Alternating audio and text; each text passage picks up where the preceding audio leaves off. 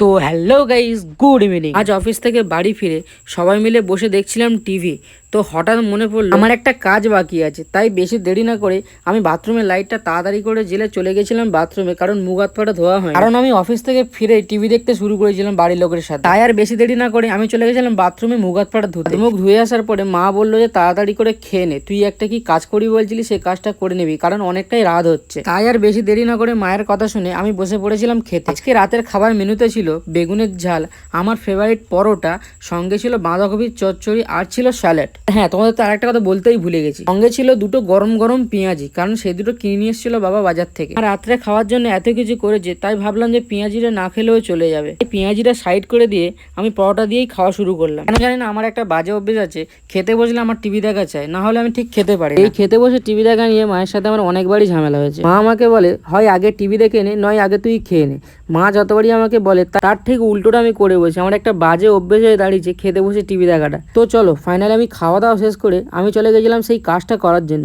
আমার যে কাজটা বাকি আছে সেই কাজটা করার জন্য লাগবে হচ্ছে মিক্সচার মেশিন। তোমরা এখন বলতেই পারো যে দাদা তুমি এত রাত্রেবেলা মিক্সচার মেশিন নিয়ে কি করছো। তাই জন্য তোমাদের সবার প্রথমে আমি বলে রাখি, তোমরা আমার আগের ভিডিওতে দেখেছো যে আমি অফিস থেকে ফেরার সময় কিছু সবজি নিয়ে এসেছি। সেই সবজিগুলো নিয়েই আজকের মিক্সচার মেশিন আমি জুস বানাবো। তাই সেই সবজিগুলো নিয়ে চলে গেছিলাম আমি কাটাকুটি করার জন্য আর একটু পরিষ্কার করার জন্য, কারণ সবজিগুলো কিনে নিয়ে এসে ডাইরেক্ট ফ্রিজে ঢুকিয়ে দিয়েছিলাম, তারপরে একদিনও পরিষ্কার করা হয়নি। তাই আর বেশি দেরি না করে আমি ওইগুলোকে পরিষ্কার জলে ধুয়ে নিয়ে কাটাকুটি শুরু করলাম।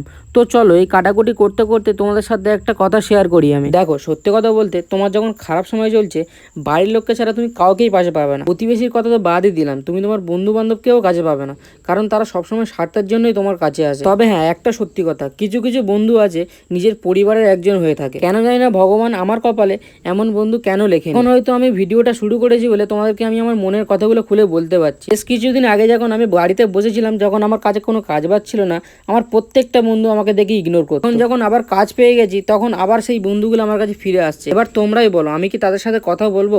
যখন আমার খারাপ সময় চলছিল তখন আমাকে কেউ পাত্তা দেয়নি, এখন সবাই যেচে পড়ে আমার সাথে কথা বলতে আসে। দেখো, সত্যি কথা বলতে আমি মানুষটা এমন, আমি আজ পর্যন্ত নিজেই নিজেকে চিনতে পারলাম না। তারা আমাকে খারাপ সময় পেয়ে ইগনোর করেছিল, যখন আমার একটু ভালো সময় আসতে শুরু করেছে তারা আবার আমার কাছে ব্যাক করছে, কিন্তু আমি তাদেরকে রিফিউজ করতে পারছি না। প্রত্যেকবারই তাদেরকে আমি আবার সেই পুরোনো দিনের মতো আপন করে নিচ্ছি। এবার তোমরাই বলো, আমি ওদেরকে কিভাবে ইগনোর করবো?